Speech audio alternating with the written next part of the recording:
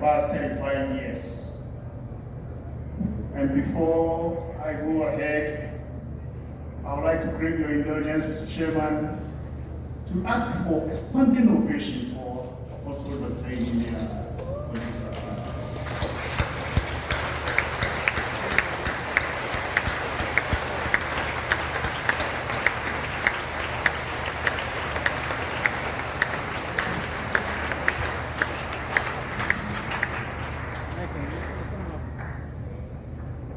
I asked for this because little did I know that I was coming to meet something I've already written about. I was only given the topic, and I saw the topic in sync with Africa's Agenda 2063. That when Africa had occasion to celebrate 50 years of independence, they decided on a journey and where Africa wants to be in 2063. And here we have been shown our socio-historical, socio-cultural, and developmental journey from times of old through independence to today. Kwajo, my little brother, thank you very much for doing that.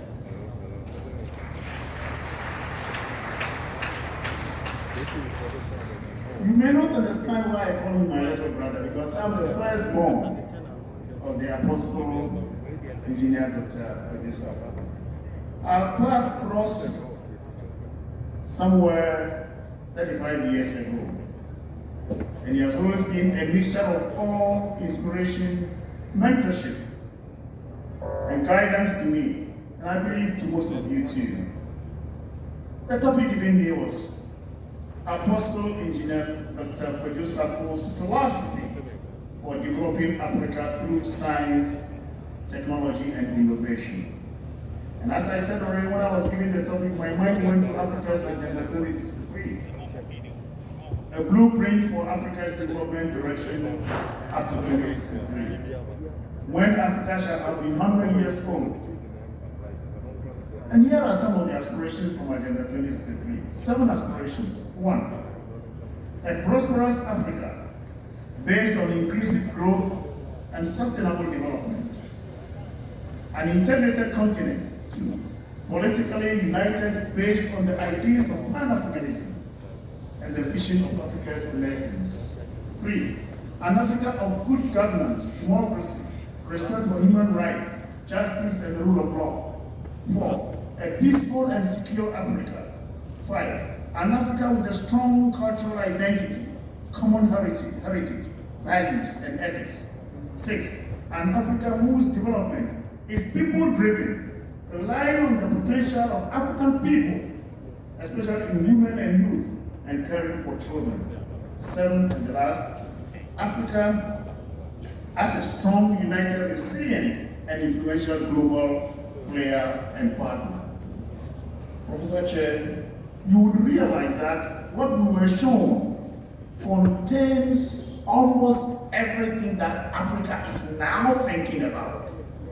Something Apostle Engineer Dr. Danso has mentioned already, the unity of Africa, Pan-Africanism, Africa's development in the hands of Africans. So I'm very happy that the topic suited this, and we have been shown this already. Clearly then, Agenda 2063 is the blueprint and master plan for transforming Africa into the global powerhouse of the future. It is the strategic framework for delivering on Africa's goals for inclusive and sustainable development, and is a concrete manifestation of the Pan-Africanist drive for unity, self-determination, freedom, progress, and collective prosperity pursued under Pan-Africanism. Its aim and philosophy are clear: an integrated and prosperous Africa at peace with itself and with the world, an Africa whose development is driven by its own citizens and which is a significant player on the world stage. Is that what Apostle Danso's philosophy is? How interesting that it is in tandem with what Africa says it is thinking about. Incidentally, this is why I see the similarity of the Apostle Engineer Dr. Danso's vision coinciding with what the AU envisioned. But while Apostle Engineer Dr. Vladimir Antwi has created a mission for his vision, the AU relies on the goodwill of the African peoples and the generosity of the development partners to want to achieve the lofty aims of Agenda 2063. Just note the theme for this year, this vision. Uniting Africa for development, transforming the frontiers of science and technology to build the future of our continent. Why is a Ghanaian is thinking about the development of Ghana and Africa, the development of our continent? Yes, for about 35 years now, the Apostle has shown that Africa can be united for development and can effectively build the future of the continent through shifting the frontiers of science and technology. He has been unrepentant in his call for demonstrating that, after all, quote, after all, the black man is capable of managing his own affairs, unquote. He has been relentless in innovation. He demonstrates that African needs could be achieved through domestic mobilization, domestic production, and most importantly, through indigenous science and technology. As I indicated, I've always been part of this for the past 35 years.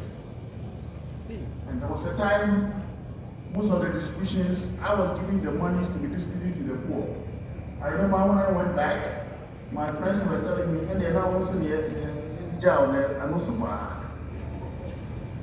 But this man has been that generous, that innovative, that looking ahead, stubbornly thinking about how Africa can be developed through our own hands.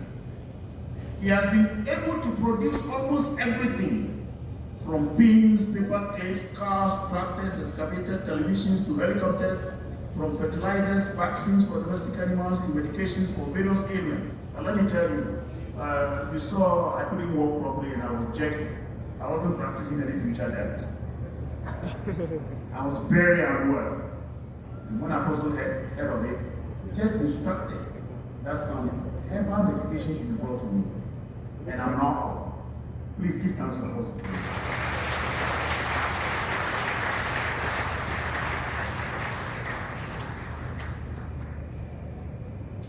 And he does all this through his inventive mind, encapsulated in an insatiable, unpardonably stubborn can-do spirit.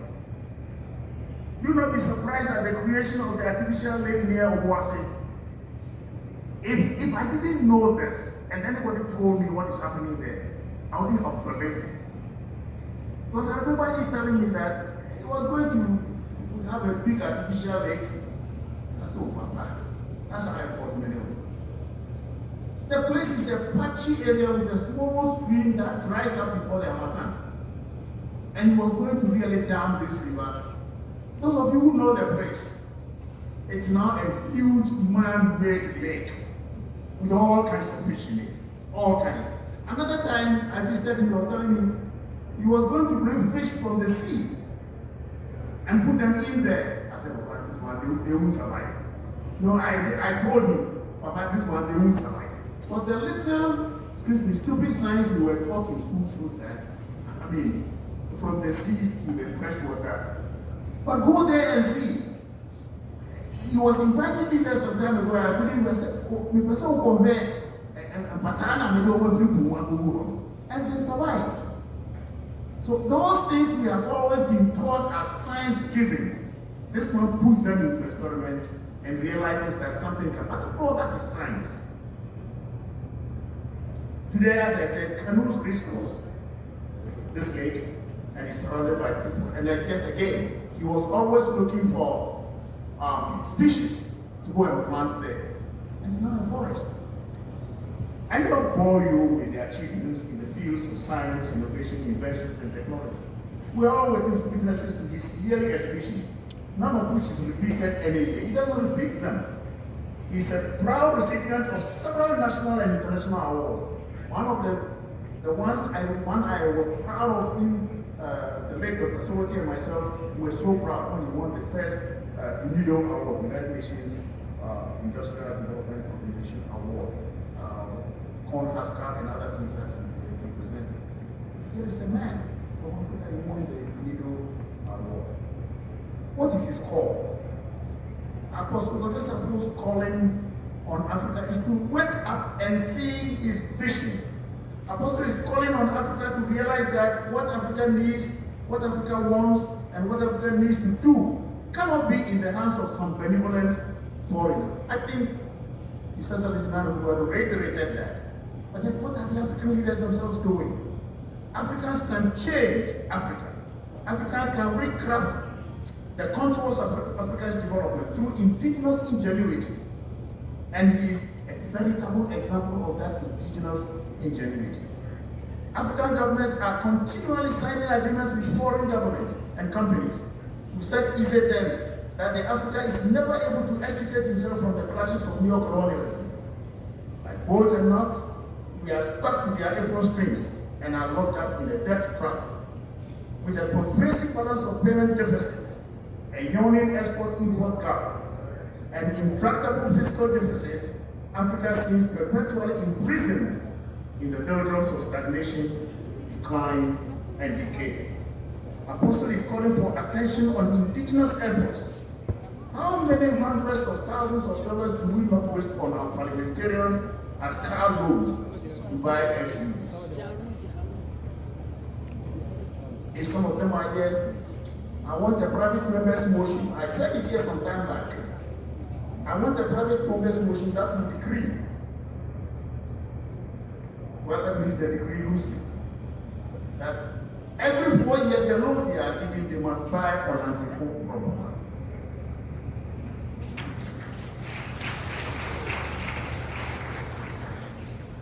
A private members motion to patronize made in Ghana goods, especially those SUVs that they have.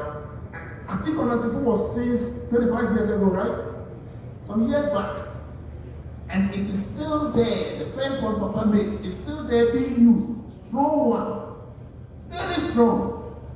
So our parliamentarians can have this for the rest of their lives. Instead of having saved. If they are fighting over this, I'll join them in parliament, I'll throw better blows.